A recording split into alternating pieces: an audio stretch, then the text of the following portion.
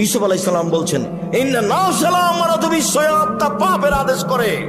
আমি বলি না নিখুঁত আমি, তবে আমি বলছি জুলাইখাকে জাতির সামনে ঘোষণা দিতে হবে আমি অন্যায় করেছি, ইউসুফ করেনি।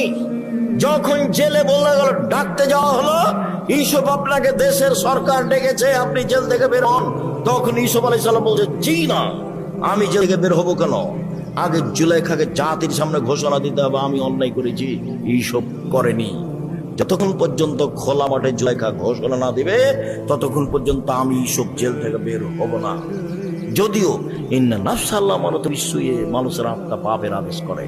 আল্লাহ রাসূল বলছেন যে ওই পিতা আমার সাথে জান্নাতে থাকবে যে পিতা মেয়েকে বিদ্যা শিখিয়ে দিল, 1, 2 শিষ্টাচার শিখিয়ে দিল, 3 ভালো আচরণ করলো, 4 বিবাহ শাদী দিয়ে দিল। সেই পিতা আমার সাথে জান্নাতেই ভাবে থাকবে। জান্নাতের রাসূলের সাথে থাকা কঠিন।